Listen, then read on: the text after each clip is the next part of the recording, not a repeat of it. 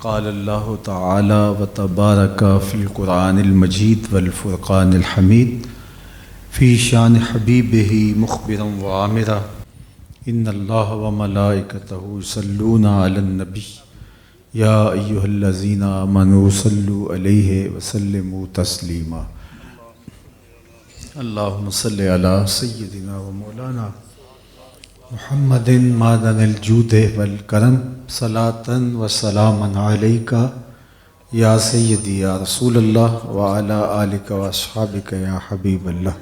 عالی مرتبت صدر مجلس ھذا حضرت قبلہ پیر عارف حسین شاہ صاحب زیدہ مجدہ علمہ عملہ عمرہ و شرفہ، حضرت پیر صاحب آف تونسہ شریف حضرت خواجہ نصر محمود صاحب زیدہ مجدہ، دیگر علماء کرام مشائخ اعظام، بالخصوص محبوب العلماء والمشائخ جناب قاضی عبدالعزیز چشتی صاحب اور بانی مجلس جناب محترم محبوب چشتی صاحب زیدہ مجدہ، حضرات سامعین، جیسا کہ آپ سب کے علم میں ہے کہ آج کی منعقدہ تقریب سالانہ محفل میلاد کی تقریب ہے، جس میں میں اور آپ حاضر ہوئے۔ میرا خیال دوپہر سے آپ تشریف فرما ہیں، تو میں خطاب زیادہ طویل نہیں کروں گا، نماز عصر کا وقت بھی بہت تنگ ہو جائے گا اگر خطاب لمبا ہوا۔ آرزو ہوگی کہ فقط ایک آنسو میں کہہ دوں غم دل، طوفان نو لانے سے ہے چشم فائدہ، دو اشک بھی بہت ہیں گر اثر کریں۔ حضور کا ذکر کرنے کے لیے ہم جمع ہیں، اور ربیع الاول کا مہینہ گزر گیا ہے، یہ ربیع الثانی چل رہا ہے۔ ذکر رسول موسموں کا، رتوں کا محتاج نہیں ہے، یہ نغمہ فصل گلو لالا کا نہیں پابند۔ موسم کوئی بھی ہو، زمانہ کوئی بھی ہو، ذکر رسول کا چراغاں کبھی بھی مدھم نہیں ہوا۔ صدیوں قبل حضور اس دنیا پہ جلوہ گر ہوئے تھے، لیکن ماحول کی شگفتگیاں بتاتی ہیں جیسے کوئی کل ہی گزر کے گیا ہو۔ زمین سے آسماں تک، آسماں سے لامکاں تک ہے، کہاں کھولے تھے گیسو یار نے، خوشبو کہاں تک ہے۔ ہم نے اتنا تذکرہ کسی کا ہوتے دیکھا نہیں جتنا میرے حضور کا ہو رہا ہے، اور میرے امام نے کہا تھا کان جدھر لگائیے تیری ہی داستان، گھر گھر انہی کا چراغاں، ہر لب پہ انہی کی نعتیں۔ اور اہل ایمان کو قرار ملتا ہے جب کسی کے لبوں پر حضور کے نام کا چراغاں ہوتا ہے، تسکین قلب میسر آتی ہے ان کا تذکرہ کرنے سے، ان کی گفتگو کرنے سے، اور ان کے تذکرے اور ان کی یادوں کے چراغ روشن کرنے سے۔ تو ہر سال کا شانہ محبوب میں ذکر محبوب ہوتا ہے۔ تو ایک دفعہ پہلے بھی حاضر ہوا، ان سنگ لاخ راستوں سے چل کے یہاں پہنچنا اتنا آسان تو نہیں ہے، لیکن محبتیں کھینچ لاتی ہیں۔ اور یہ اسٹیج سجا ہوا ہے، کتنے نورانی چہرے تشریف فرمائے ہیں، تو یہ ان کی محبتوں کا ہی رنگ ہے نا۔ یہ پیار کرتے ہیں تو لوگ مجبور ہوتے ہیں آنے پہ۔ آپ بھی دوپہر سے اس وقت تک تشریف فرما ہے، تو اللہ قیامت تک ان کی نسلوں میں بھی اس ذوق کو باقی رکھے، اور حضور کے ذکر کا چراغاں ان کوچہ و بازار میں، ان گلیوں میں، اس ویڑے میں، اس آنگن میں ہوتا رہے، اور یہ کاشانہ ذکر رسول سے ہمیشہ مہکتا رہے، خوشبوئیں جاری رہیں۔ ان کا نام ہی اتنا دل آویز ہے۔ یہ مزاحیہ شاعر پروفیسر صاحب بہت مزاحیہ انداز سے ہی زیادہ ان کا کلام ہے، لیکن جب نعت لکھنے پہ آئے تو قلم توڑ دیا. ان کا نام لبوں پر آئے میٹھا میٹھا منہ ہو جائے. ذرا رنگ دیکھیے، چھوٹی بہار میں ہے، اس کو کہتے ہیں سہل ممتنے. یعنی اگر آپ کہیں کہ یہ تو ایسے لکھ لیا گیا ہے، لکھنے بیٹھے تو لکھا نہ جائے. دکھنے میں سہل لگے لیکن عملاً ممتنے ہو. چاہیے اچھوں کو جتنا چاہیے، یہ اگر چاہیں تو پھر کیا چاہیے، غالب کا انداز. تو یہ بھی سہل ممتنے میں ہے، چھوٹی بہر میں. ان کا نام لبوں پر آئے میٹھا میٹھا منہ ہو جائے.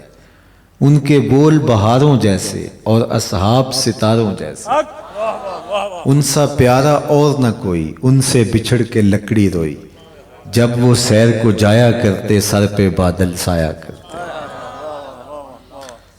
عقیدتوں کے رنگ ہے. باقی حضور کی صورت میں جو اللہ نے ہمیں انعام دیا ہے، یہ ایک دن کا محفل میلاد کا ماحول کیا، ساری زندگی بھی شکرانے میں گزارتے ہیں، حق کے شکر پھر بھی عطا نہ ہو. میں تو کہا کرتا ہوں ہمارے بدن پہ اتنے بال نہیں ہیں جتنے رسول اللہ کے احسانات ہیں. ہم جکڑے ہوئے ہیں قرض رسالت میں، ساری زندگی ان کے نام کا چراغاں کرتے رہیں، حق کے شکر پھر بھی ادا نہ ہو. خدا شناسی تو بڑی دور کی بات ہے، ہم خود شناس بھی نہ ہوتے اگر وہ نہ آتے. در در کی رسوائی ہمارا مقدر ہوتی. ان کے آنے کے دم سے ہی یہ نور، روشنی، شعور، اجالے نصیب ہوئے. مجھے بتائیے، اشرف المخلوقات ہونے کے باوجود یہ انسان پتھروں کو اپنا معبود نہیں سمجھتا تھا. وَلَقَدْ كَرَّمْنَا بَنِي آدَمَ کا تاج سر پہ سجا ہے اور مٹی کے مادوں کے آگے پیشانی کا تقدس پامال کر رہا ہے. اسے یہ پتہ ہی نہیں کہ میں کون ہوں. حشرات الارض کو، چوپایوں کو، جانوروں کو اپنا خدا مان بیٹھا ہے. اور بالکل آپ کی ہمسائیگی میں آج بھی دیکھیے، پی ایچ ڈی ڈاکٹر ہے اور بت کے آگے ہاتھ جوڑے کھڑا ہے. اس کی عقل و بینش، اس کا فہم و ادراک، اس کی اتنی بھاری اور بھرکم ڈگری اسے نہیں بتا رہی کہ بدن پہ بیٹھی مکھی تو اڑا نہ سکے. میری ضروریات کا کفیل کیسے ہو سکتا ہے؟ لیکن ہاتھ جوڑے کھڑا ہے. M B B S doctor ہے اور گائے کے پیشاب کو تبرک سمجھ کے چسکیاں لے کے پی رہے. اس کی طبع میں کوئی نفاست نہیں ہے، اس کی طب نے اسے نہیں بتایا اس میں تعفن کتنے، جراثیم کتنے، لیکن وہ گائے کے پیشاب کو تبرک سمجھ رہا ہے. دوسری جانب میں اپنے گاؤں کی مسجد میں ایک بچے کو پانچا مل مل کے دھوتے ہوئے دیکھا تو پانی اس نے زیادہ کھولا تھا. جھڑکنے کے لہجے میں کہا کہ تم نے اتنا زیادہ پانی کھول رکھا ہے. تو وہ آگے لجاجت بھرے انداز میں مجھے کہتا ہے، حضرت میں گلی سے گزر رہا تھا، کسی جانور کے پیشاب کا چھینٹا میرے پانچے پہ گر گیا اور میں سکول جا رہا ہوں. وہ کوئی درس نظامی کا فارغ و تحصیل نہیں تھا کہ جس نے نجاست غلیظہ و خفیفہ کے حکام پڑھے ہوں. وہ دوسری کلاس کا 6-7 سال کا بچہ تھا. میں سوچ میں ڈوب گیا کہ اس ڈاکٹر کو تو سمجھ نہیں آئی جو گائے کے پیشاب کو تبرک سمجھ کے پی رہا ہے، اور اس 6 سال کے بچے کو سمجھ آئی. تو اندر سے جواب آیا، وہ ہے ڈاکٹر لیکن اس کے ہاتھ میں دامن میرے حضور کا نہیں، اور یہ ہے بچہ لیکن ماں نے گٹی میں پیار ہی حضور کا دیا ہے، اس لیے تقدس اس کی روح تک اتر گیا ہے، اس کے من میں تقدس اتر گیا ہے. تو روشنیاں تو ساری اسی دہلیز سے پھوٹتی ہیں، سارے اجالے اسی در سے پھوٹتے ہیں. نہ خرد کی روشنی تھی نہ جنوں کی آگہی تھی، تیری رہبری سے پہلے یہ جہاں جہاں نہیں. اور جنہوں نے بھی ان کے پیغام کو قبول نہیں کیا وہ آج بھی ظلمتوں میں ہیں، اندھیروں میں ہیں. زمانے میں جہاں بھی چراغاں ہیں، چاہے وہ کفر کے معاشرے میں کیوں نہ ہو، وہ حضور کے قدموں کی خیرات ہے. زمانے کی ساری روشنیاں میرے حضور نے بانٹی. مجھے بتاؤ، بیٹی کو زندہ درگور کر کے باپ فخر کرے، یہ بھی تو دور تھا. اور اگر کوئی راستے میں رکاوٹ کھڑی نہ کرتا تو وہ لڑکتی ہوئی انسانیت آج کس گڑھے میں ہوتی کہ بیٹی کو زندہ درگور کر کے باپ فخر کر رہا ہے، اس پہ ناز کر رہا ہے. اور میرے حضور کی آواز گونجتی ہے جو شرق تا غرب سنی گئی، شمال تا جنوب سنی گئی، 14 صدیاں ہو گئی، آج بھی گونج رہی ہے. پہاڑوں میں، وادیوں میں، دریاؤں میں، صحراؤں میں، خشکیوں میں، تریوں میں. جب بیٹیاں زندہ درگور کر کے باپ فخر کر رہا تھا تو میرے حضور بولتے ہیں، سن لو میری فاطمہ میرے جگر کا ٹکڑا ہے. یہ صرف کلمہ محبت ہی نہیں ہے، اس ظالمانہ سماج میں کلمہ جہاد بھی ہے۔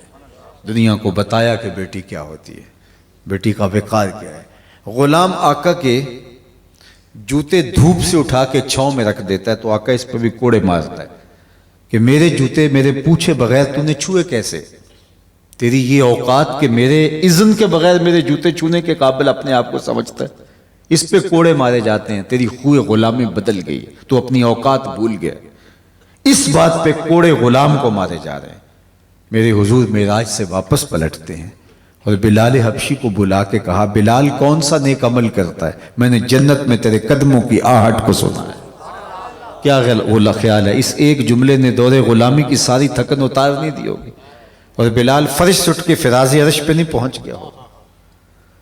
تو یہ میرے حضور کا دیا ہوا نظام حیات ہے، جس نے دنیا کو نور دیا ہے، روشنی دی ہے، اجالے دیے ہیں۔ تو ہم پھر اس کا شکرانہ ادا کیوں نہیں کریں گے؟ ساری زندگی ان کے نام پہ گزاریں گے۔ اور میں آپ سے یہ بھی کہوں گا کہ حضور علیہ السلام کا میلاد صرف بنیرے پر چراغاں تک محدود نہ رکھنا، وہ چراغاں دل کی گلیوں میں بھی ہونا چاہیے۔ صرف گلیوں میں جھنڈیوں پر ہی اپنے میلاد کو موقوف نہ کر دینا، دل کے ایک ایک پرت پہ نام محمد کی جھنڈی ضرور لگانا۔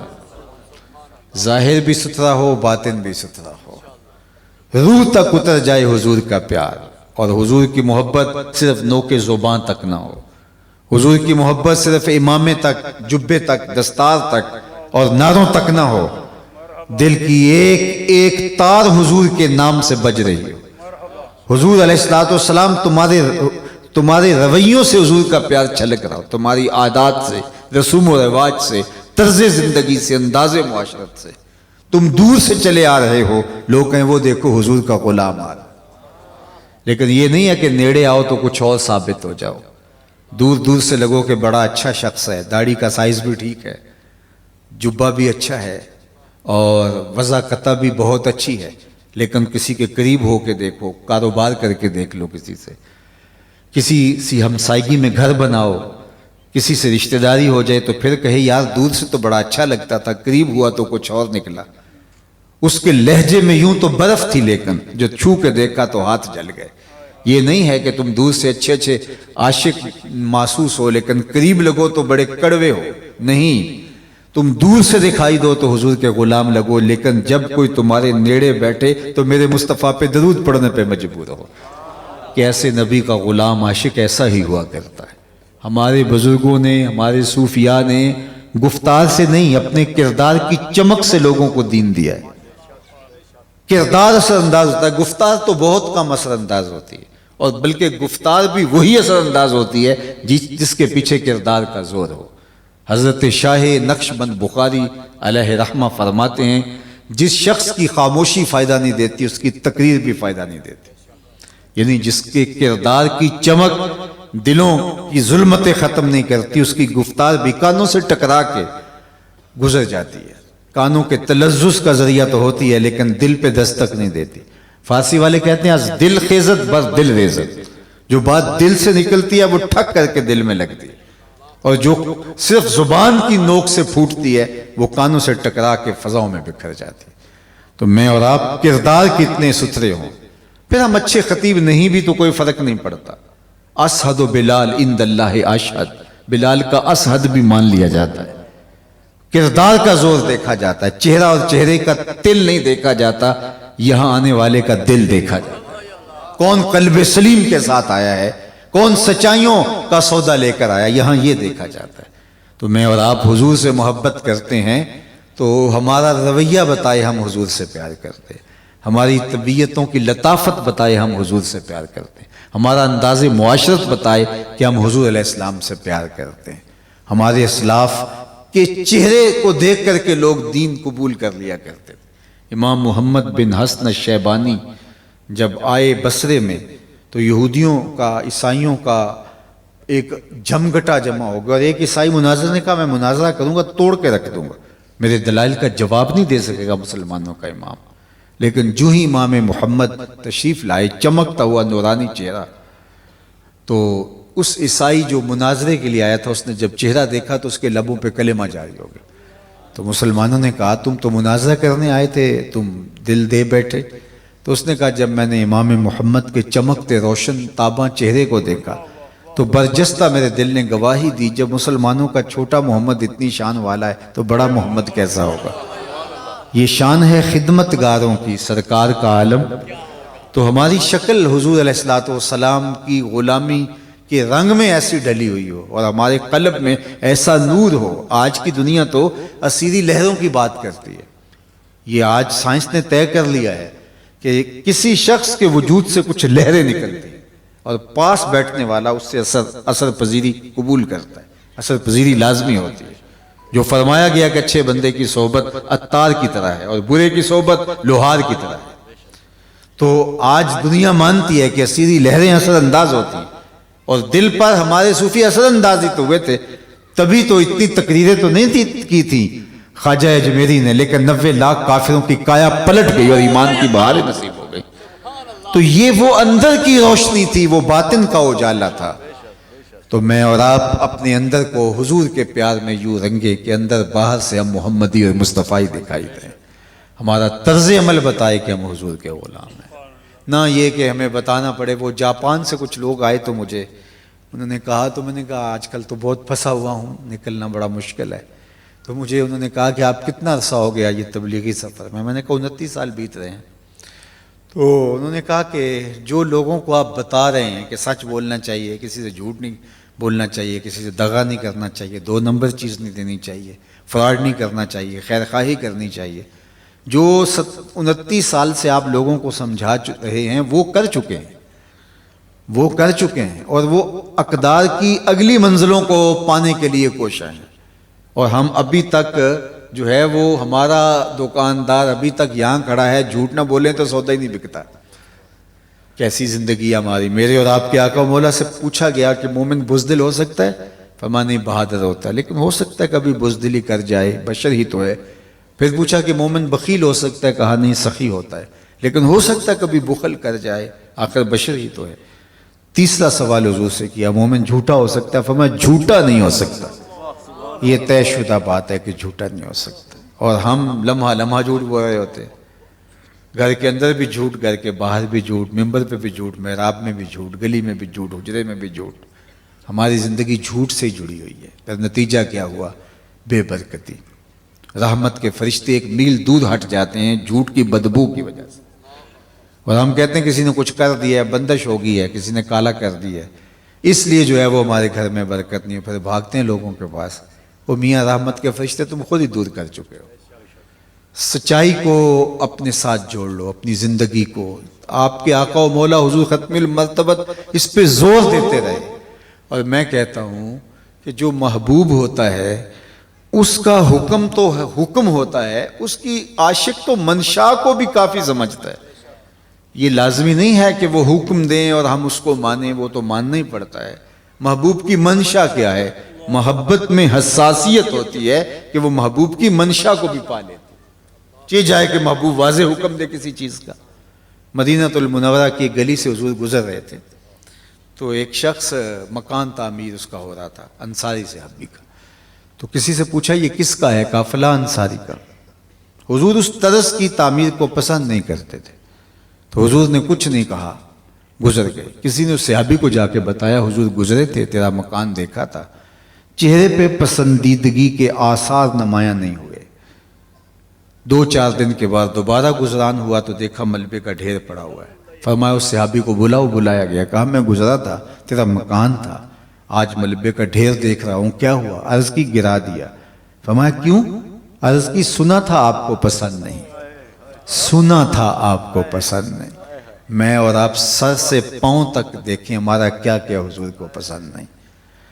عقیقے سے ولیمے تک دیکھیں ہمارا کیا کیا حضور کو پسند نہیں. انداز معاشرت سے امور سیاست تک دیکھیں ہمارا کیا کیا حضور کو پسند نہیں. محمد دی زیارت محمد دے رنگ وچ، ان کی محبت کے سانچے میں ڈھل کر کے زندگی گزارنا، یہ حسن ہے، یہ جمال ہے، یہ خوبصورتی ہے. حضور علیہ السلام تشریف فرما تھے تو ایک صاحب آئے تو انہوں نے حضور کو سلام کیا. حضور نے رخ پھیر لیا. تو بعض کا ایسا ہوتا ہے کہ رش ہوتا ہے تو اعراض ہو جاتا ہے. ہمارے ساتھ بھی ایسا ہو جاتا ہے. تو وہ سمجھا کہ شاید حضور کی توجہ نہیں ہوئی، تو جدھر رخ پھیرا تو ادھر جیسے جا کے انہوں نے حضور کو سلام کیا. تو حضور نے پھر رخ پھیر لیا. سمجھ گئے کہ حضور ناراض ہیں، لیکن ان کو ناراضگی کی وجہ سمجھ نہیں آئی. تو وہ صحابہ سے پوچھتے پھرتے ہیں، بتاؤ حضور مجھ سے کیوں ناراض ہیں؟ ہم تو بزرگ ہو، باپ ہو، استاد ہو، مرشد مربی ہو، بڑا ہو کوئی، ناراضگی کی وجہ سمجھ میں نہ آئے تو خود ناراض ہو جاتے ہیں. ہم خود کہتے ہیں کہ لوگ میرے سے انہوں نے کلام نہیں کیا، التفات نہیں کیا. لیکن صحابہ ایک دوسرے سے پوچھ رہے ہیں. تو انہوں نے پوچھا کہ حضور میرے سے شاید ناراض ہیں، میرے سلام کا جواب نہیں دیا، 2 مرتبہ میں نے کوشش کی. تو آپ بتا سکتے ہیں ناراضگی کی وجہ کیا ہے؟ میں تو ایک لمبے سفر سے دیر بعد آیا ہوں. انہیں غور سے دیکھا کہ ہاں تم نے یہ جو سونے کی انگوٹھی پہن رکھی ہے، شاید ناراضگی کا سبب یہ ہو. ان الذهب والفضة حرام للذکور امتی. سونا چاندی امت کے مردوں پر حرام قرار دے دیا گیا ہے. 4.5 ماشے سے کم وزن کی ایک انگوٹھی شریعت نے جائز رکھی ہے مرد کے لیے، باقی سونے کی تو 1 ماشے کی بھی جائز نہیں ہے. اس کو آتش دوزخ کا انگارہ قرار دیا. یہ گناہ بے لذت ہے. تو شاید تمہارے ہاتھ میں سونے کی انگوٹھی ہے تو تمہیں پتہ نہیں، چونکہ تو حضور کی ناراضگی کا سبب یہ ہو سکتا ہے. وہ آگے بڑھے اور انگوٹھی اتار کے حضور کو پیش کرتے ہوئے کہا، حضور کیا اس وجہ سے ناراض ہیں؟ یہ رہی.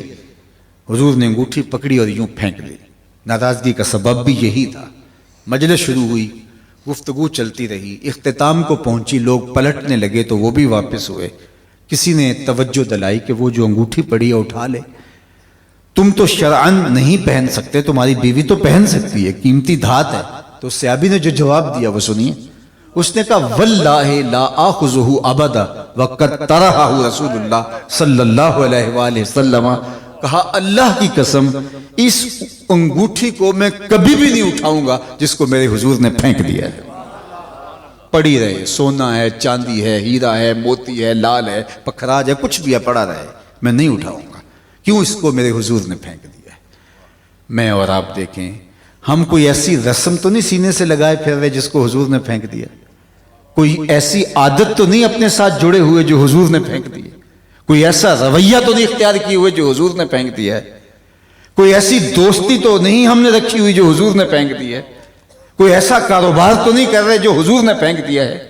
مجھے اور آپ کو اپنے اندر اتر کے اپنے پہ غور کرنا ہوگا. چوں بنا میں مصطفیٰ خانم درود، از خجالت آپ می گردد وجود، عشق می گوید کہ محکوم غیر، سینائے تو از بتا مانند دیر، تا نداری از محمد رنگ و بو، بر زبان خود میالہ نام او، یاری لا تو پاک نبی سنگ، اے پر پوری یاری، پھر درود قبول ہے تیرا لکھ نہ لوں ایک باری. اللہ ان کی اتباع کا کامل جذبہ عطا کرے، اس گھر میں برکتوں کا نزول فرمائے، رحمتوں کے سویرے ہمیشہ طلوع رکھے، اپنی امان اور پناہ کا حصار عطا کرے، روشنیاں، اجالے، نور، نکھت، خیر، برکت مقسوم فرمائے. ہمارے میزبان عالی مرتبت جناب محترم محبوب چشتی صاحب کی اہلیہ محترمہ کو اور ان کے فرزند ارجمند کو کامل عاجل شفا عطا فرمائے. عالی مرتبت علماء مشائخ تشریف لائے، اللہ سب کی برکتوں سے ہمیں مالا مال فرمائے. آپ لوگ جس شوق فراواں کے ساتھ دور و نزدیک سے چل کے آئے، اللہ آپ کو اس کا بہتر صلہ، اجر اور اس کا اللہ اپنی جناب سے جو ہے وہ اس کی جزا نصیب کرے. وآخر دعوانا ان الحمد للہ رب العالمین.